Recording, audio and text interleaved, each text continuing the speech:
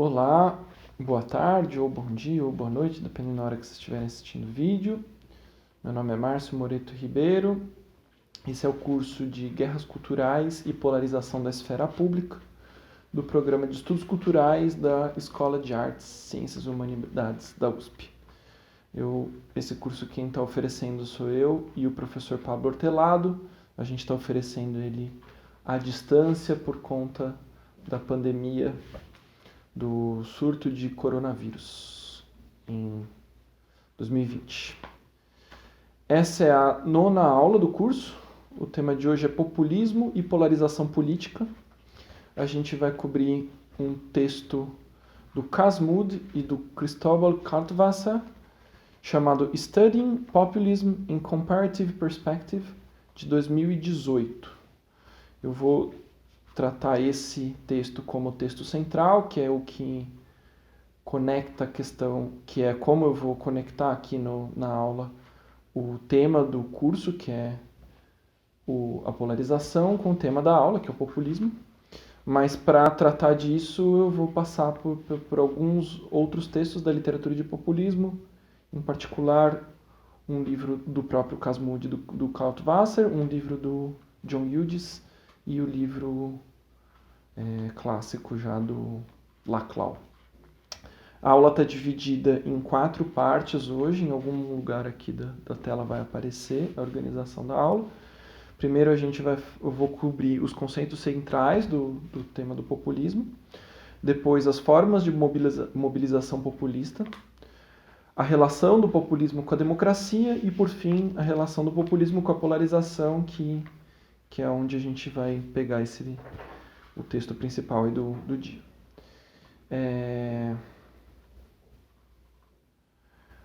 Como nas outras aulas, os temas eles estão organizados por cores e embaixo vai aparecer uma faixa com essas cores, assim vocês podem ir direto para a parte que interessar vocês da aula de hoje.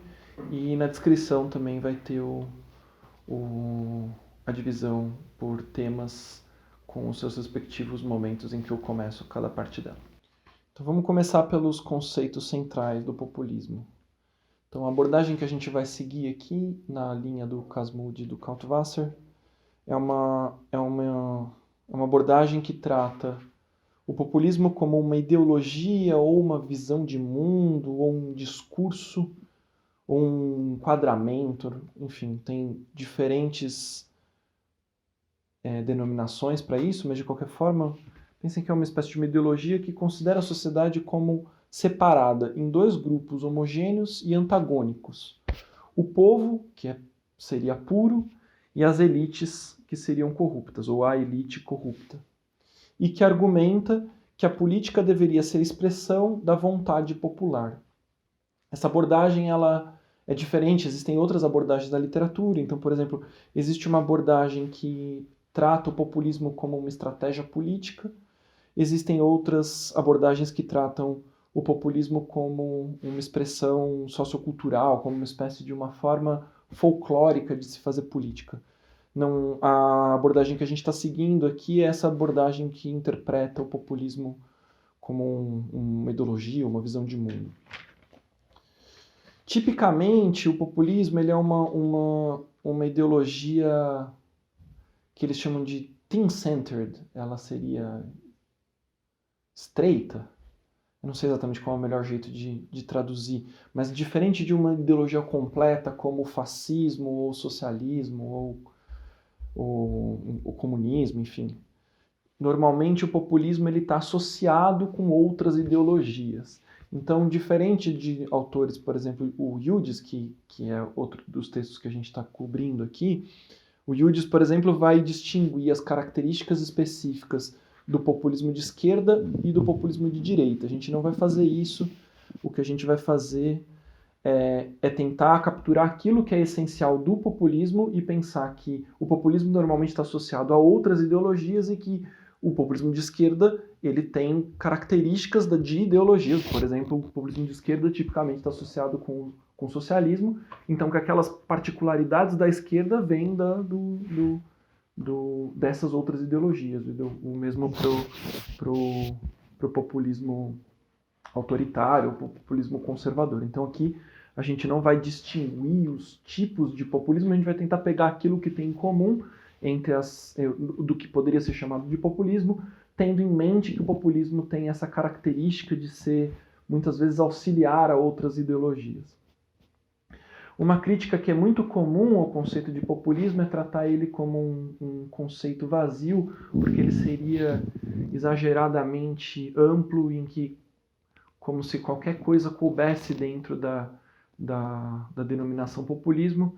Isso não é exatamente verdade, então, se a gente partir da definição que a gente começou ali, para ilustrar como isso não é verdade, né?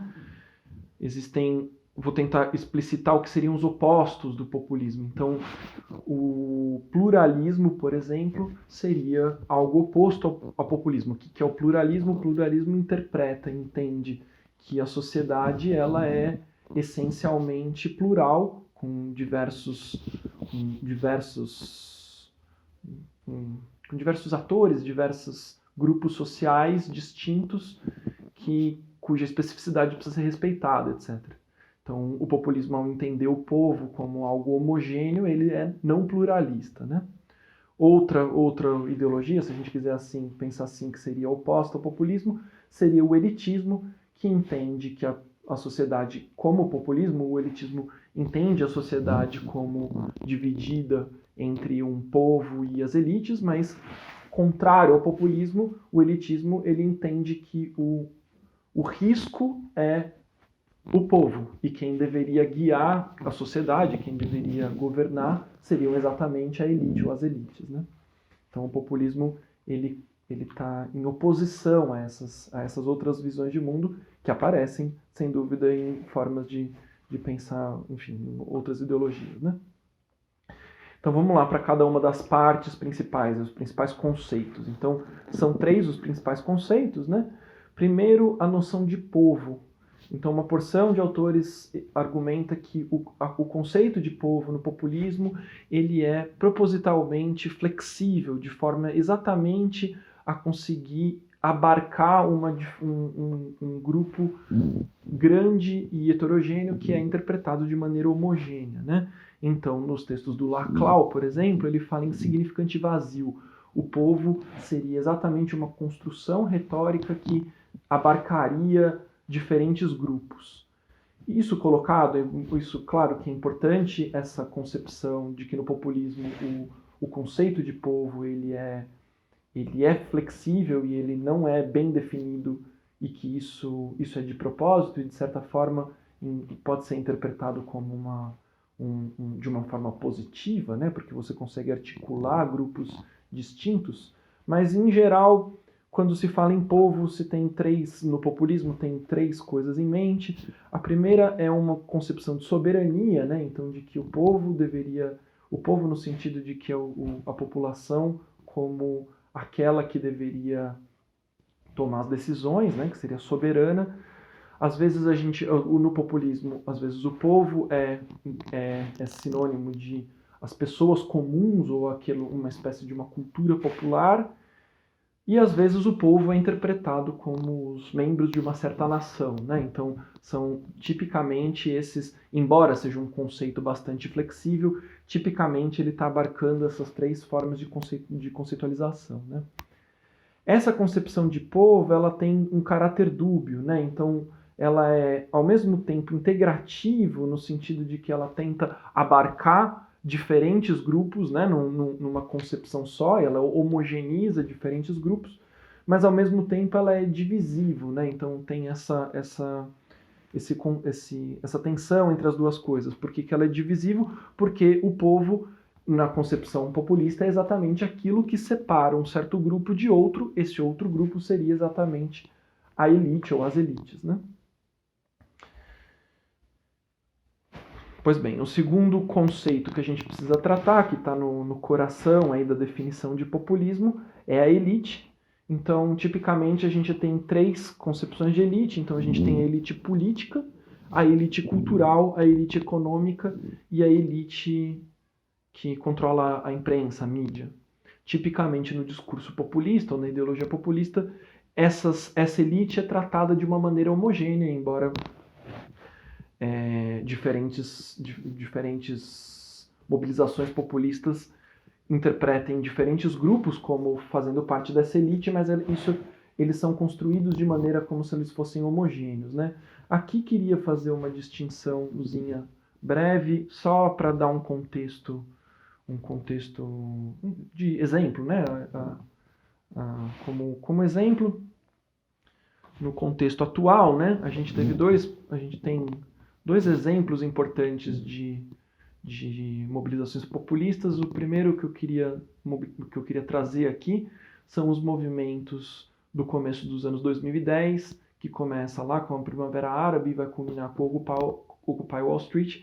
Esses movimentos, eles concebiam, né, quando eles se dizem 99%, nós somos os 99%, né, tem um caráter populista em que a elite é construída como uma elite homogênea, né, como é típica do populismo, que confunde a elite política, a elite econômica e a imprensa. Então, o que trazia à tona esses movimentos era que o 1%, o que seriam os mais ricos dentro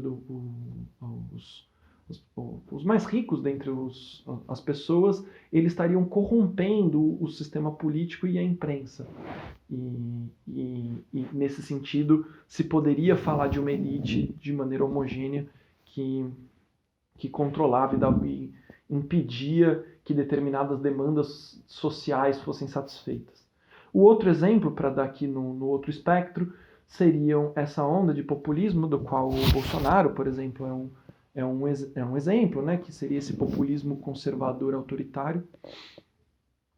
Essa expressão do populismo de direita, ele enfatiza muito mais o caráter da elite como cultural, política e midiática, né? Então, de novo, a imprensa seria corrupta, os políticos seriam corruptos, mas agora não se trata de uma elite econômica que estaria corrompendo esses grupos, mas sim uma elite cultural e artística, né? Artística e cultural. Bom, por fim, o terceiro conceito central aqui para a nossa definição de populismo é o conceito de vontade popular, né? Então, na concepção populista, o povo deveria acessar o poder sem intermediações, então existiria uma relação direta, seja do poder com o povo, seja do líder que está no poder diretamente com o povo, sem as intermediações da imprensa da imprensa. Sem intermediações. Então, nesse ponto, a concepção populista ela passa muito perto das concepções de democracia direta. Por isso, de novo, eu estou insistindo que os movimentos do começo dos anos 10, seguindo aí a linha de alguns autores como Paulo Gerbaldo, eles interpretam os movimentos do começo dos anos 2010 como movimentos populistas, né? A palavra-chave era exatamente lá no 15M espanhol, por exemplo, os indignados falavam muito em democracia direta.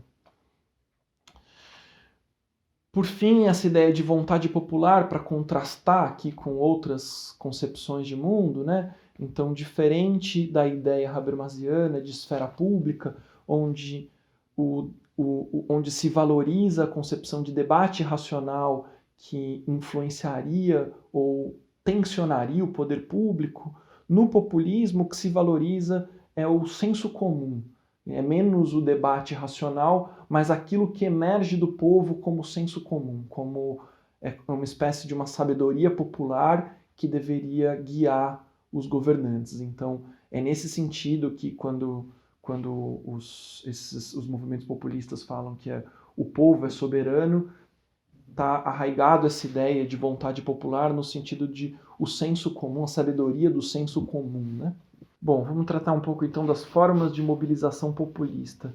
De longe a mais, quando se pensa em populismo, tipicamente se pensa numa liderança carismática, uma liderança pessoalizada, né?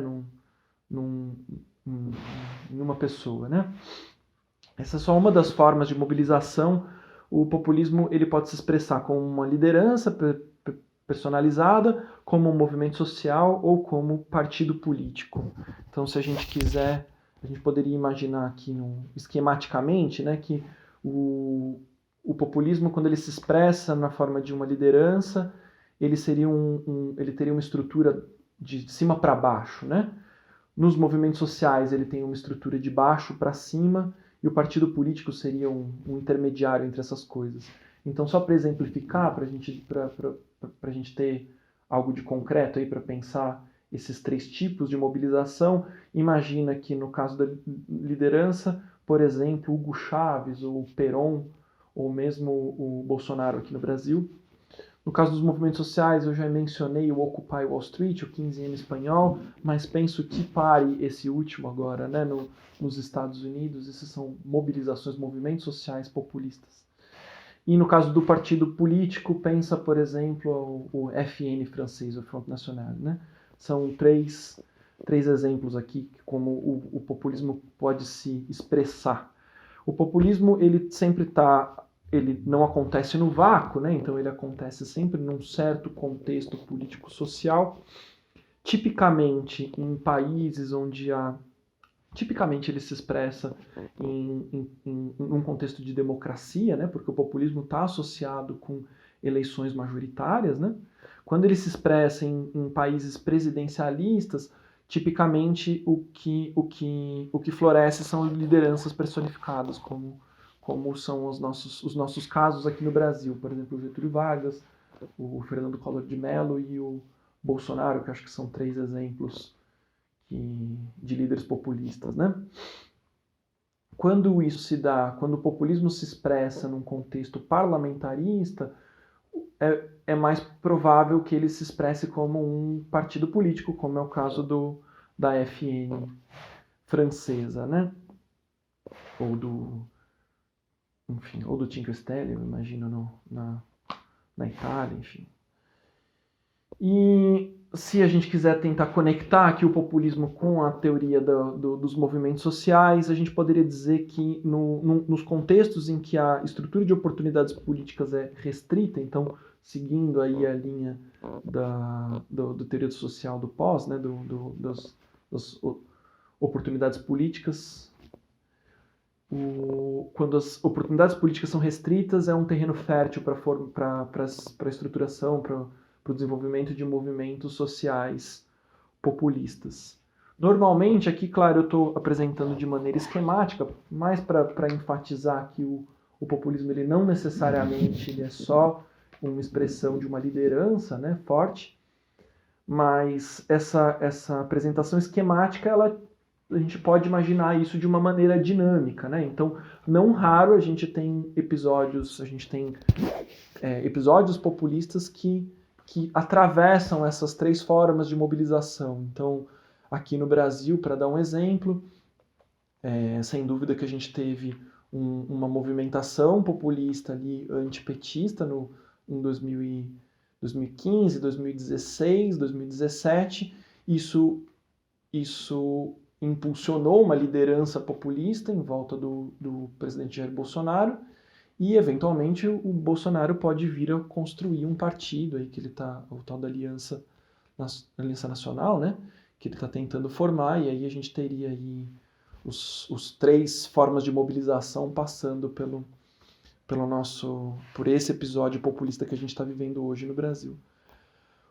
O sucesso ou não da mobilização populista, ele pode ser medido como um sucesso eleitoral, então a gente poderia dizer que o populismo autoritário conservador no Brasil hoje ele foi bem sucedido no sentido de que o Bolsonaro chegou ao poder, mas essa não é a única forma de avaliar o sucesso de uma mobilização populista. A gente poderia, por exemplo, falar em persistência eleitoral. Então, se a gente olhar para o contexto europeu, não só eu estou falando sempre do FN, porque é o exemplo que acho que é o mais conhecido e o mais óbvio, né? Mas em vários países da Europa você tem pequenos partidos populistas que, embora eles não tenham vitórias expressivas nas urnas, eles têm uma persistência no parlamento de anos, né? E essa persistência no parlamento pode por exemplo,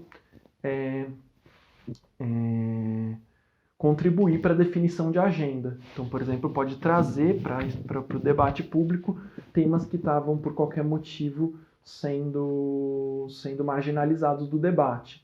Então, por exemplo, a questão da imigração na Europa é tipicamente um tema que os partidos de direita populista lá trazem para o debate público. Ou se a gente quiser pensar ou se a gente quiser ficar olhar para os movimentos sociais, por exemplo, mesmo os movimentos sociais que têm uma duração efêmera, né, que duraram por pouco tempo, eles podem sim ter um papel de definição de agenda, o que eles chamam em inglês que se chama de agenda setting, né? Sobre a relação do populismo com a democracia. Então a gente pode pensar aqui, a democracia tem uma porção de definições de democracia que vai ser mais frutífera para a gente entender que o populismo é pensar uma definição bem mínima de democracia, que é imaginar a democracia como soberania popular e governo da maioria. Então, democracia seria, para efeitos dessa explanação, vamos pensar que democracia é só isso. Por que eu estou dizendo isso? Tem muitas teorias da democracia que vão insistir que a democracia precisa estabelecer instituições de proteção de direitos fundamentais, como proteção às minorias. Os autores que estudam populismo tipicamente dizem que quando a gente está falando de instituições de proteção de direitos fundamentais, isso é o que a gente chama de democracia liberal. Então, para sendo bem direto ao ponto, o populismo ele tenderia a defender a democracia, porém atacar as instituições liberais. Talvez vocês tenham visto isso no debate público, isso tenha aparecido em matérias, em comentaristas, o termo democracia iliberal. Então é isso que se tem em mente, né? É uma concepção do populismo que seria possível a construção de uma democracia no sentido de soberania popular e no sentido de governo da maioria, sem instituições liberais ou contra as instituições liberais. Então, esse é mais ou menos o quadro da relação aí da democracia com o populismo. O populismo ele seria uma defesa de uma democracia iliberal. Mais do que isso, né? O populismo, tipicamente, o que ele está fazendo é explorando as tensões inerentes da democracia liberal, quando a democracia liberal ela tenta buscar um equilíbrio entre soberania popular e direitos das minorias.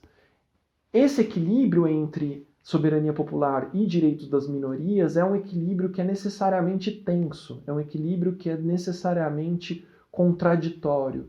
E o populismo, ele explora essa contradição exatamente para florescer. A gente poderia interpretar, seguindo a linha do Laclau e da Chantal Mouffe, de que o populismo, nesse sentido, ele tem uma dimensão, ele pode ter uma dimensão democratizante. Quer dizer, ao explorar essas tensões, ele pode trazer, como a gente já estava dizendo aí no outro bloco, né? Ele pode trazer para o debate público, ele pode politizar questões que estavam sendo marginalizadas do debate. Então, seria uma forma, na linha do Laclau e da Mouffe, seria uma forma de democratizar a democracia, né? Então, seria o populismo, ao mobilizar a população em termos de um significante vazio, seguindo a linha deles, o populismo teria a capacidade de articular demandas que estavam reprimidas, demandas que não estavam sendo atendidas por um certo arranjo institucional. Então é isso. Então o populismo, ao explorar as tensões da democracia liberal, é claro, numa mão ele corre o risco, né? E eu acho que isso é isso que está em tensão quando a gente está olhando para o populismo. Ele tem um caráter que é de desmanche das instituições liberais e com isso de enfraquecimento da democracia liberal. Numa outra mão, ele tensiona a democracia liberal a atender demandas que estavam sendo reprimidas, essas demandas dependendo das ideologias que estão associadas, como eu disse, o populismo é uma ideologia que vem junto com outras, né? Essas demandas reprimidas podem ser demandas progressistas, como defenderia o Laclau e a Mouffe, né? Então, continuando aí a relação do populismo com a democracia, o populismo ele tende a limitar o escopo da competição, porque ao enfraquecer, ao ir contra as instituições liberais, ele tende a compreensão dele de que a soberania do povo está acima é algo acima a qualquer custo, né? Essa retórica faz com que se estruture uma retórica que impede outros atores, que dificulta outros atores de entrarem no jogo político, às vezes de maneira violenta, às vezes de maneira a perpetuar certos atores no poder, certo? Por outro lado, ele incentiva a participação popular.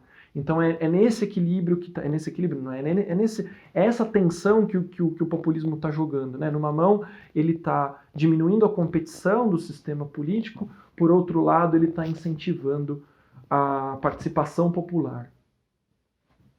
Então, para completar aqui, é como se o populismo ele explora os maus resultados da democracia em atender certas demandas populares, certas demandas de setores, de amplos setores da sociedade que não estão sendo atendidas e que não estão sendo trazidas para o debate público. Ele articula essas demandas como numa articulação retórica, criticando os procedimentos da democracia liberal, criticando as suas formas de se institucionalizar.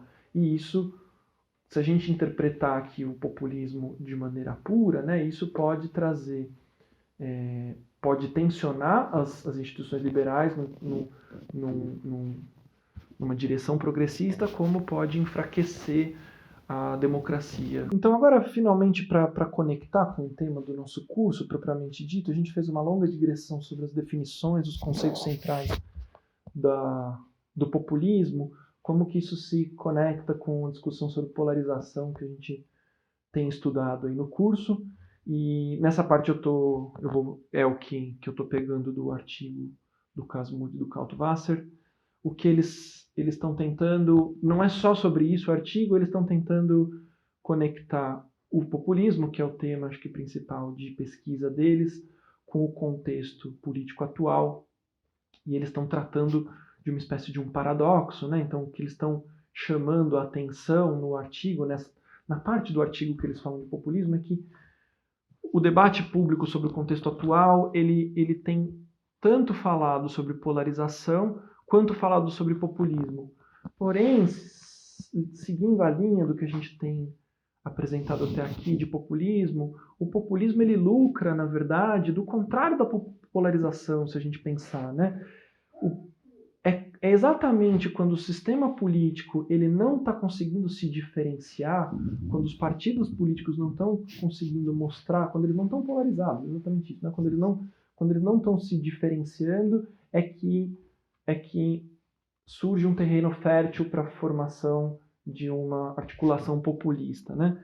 Então, o que eles estão tentando trazer é, tá bom, como que a gente lida com essa aparente contradição entre um contexto de polarização onde floresceram movimentos e líderes populistas por todo o mundo, né? Então, como eu vinha dizendo antes, né? Então tem uma leitura da relação da democracia com o populismo, a leitura do Laclau e da Mouffe, que o populismo ele repolitiza o debate público, né? Então, num contexto em que você tem uma indistinção entre no sistema político, os partidos, enfim, os representantes políticos não estão conseguindo apresentar um programa distinguível, o populismo ele repolitiza as questões que estavam marginalizadas, né? Então, eu acho que essa é uma primeira chave para interpretar. Outra coisa que eles trazem para o debate. Uma vez que você tem um sistema com uma dificuldade de distinção e que você tem o florescimento do populismo, existe uma possibilidade, isso acontece, tem uma porção de exemplos práticos, exemplos concretos, perdão, em que o que acontece é exatamente uma resposta antipopulista. Então, uma série de atores, a imprensa muitas vezes faz esse papel, os partidos tradicionais muitas vezes cumprem esse papel de reenquadrar o debate numa outra lógica de polarização que coloca o populismo de um lado e o antipopulismo do outro lado, né? Então, de certa forma, a gente poderia enquadrar da seguinte forma, né? O populismo, ele coloca o povo contra as elites e num contexto em que essas elites, o que é interpretado como as elites, o sistema político está com dificuldade de se diferenciar entre si, ele reenquadra o debate como o povo contra as elites. E ao fazer isso, o sistema político muitas vezes faz traz uma outra polarização, que seria a polarização que joga o populismo de um lado e o antipopulismo do outro lado. Eu acho que aqui, eu sei que isso é um pouco contextual, mas vale a pena, no contexto aqui da nossa aula, o professor Pablo Hortelado, que dá esse mesmo curso, né, ele participou de um debate no simpósio das direitas, no simpósio das direitas com o professor Rodrigo Nunes. O professor Rodrigo Nunes explorou bastante essa questão desse jogo, dessa outra polarização que se organiza quando se coloca o populismo e o antipopulismo. O risco de você reenquadrar assim o debate é exatamente você suprimir essas demandas que o populismo estava tentando articular, e com isso você dá mais pano para manga para os líderes populistas, né? Por fim, a outra coisa que os autores mobilizam aqui nesse debate entre polarização e populismo é que, tipicamente, quando a gente está dizendo que o populismo ele lucra do contrário da polarização, né, que o populismo ele lucra da dificuldade do sistema político em se diferenciar, a gente está pensando polarização como polarização de opiniões, né? Como a gente viu durante o curso todo, eu acho que aqui é até um bom jeito de terminar essa aula de hoje, a gente viu que isso é só uma das formas de ver a polarização, né? Então, polarização como diferença de opiniões, né? Como opiniões organizadas em dois polos. A gente viu que o debate sobre polarização ele migrou mais recentemente para polarização afetiva. Então, não raro você tem uma situação em que você tem um aumento de identidade e principalmente um aumento de identidades antagônicas. Então, o artigo termina falando dessas identidades antipartidárias, não antipartidárias no sentido de ser contra partidos, mas anti um partido tradicional ou antipartidos tradicionais, né? Que está muito associado com o populismo, né? Então, aqui no Brasil, a gente viu esse processo, né, da formação de um sentimento antipetista que estruturou um campo de mobilização que, em algum momento, foi personificado no então candidato Jair Bolsonaro, que acabou vencendo as eleições. Eles argumentam que isso pode acontecer nessa direção que eu descrevi, né, que eu acredito que foi o que aconteceu no Brasil, pelo que a gente acompanhou do debate político e das nossas pesquisas em campo, que primeiro se estruturou um campo antipetista que depois foi personificado na imagem do Bolsonaro.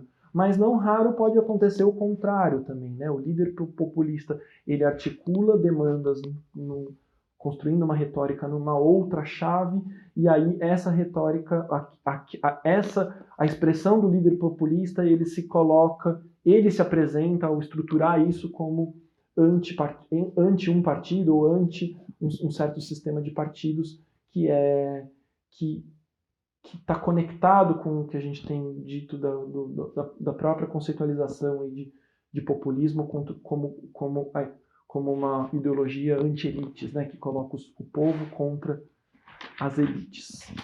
Bom, era isso para a aula de hoje. Queria agradecer vocês por quem ficou até aqui de assistir o vídeo. Vai aparecer agora, ou se já não apareceu, em algum canto aí da tela, para vocês verem os outros vídeos, a playlist que tem as outras aulas. Espero que tenham gostado. Até a próxima.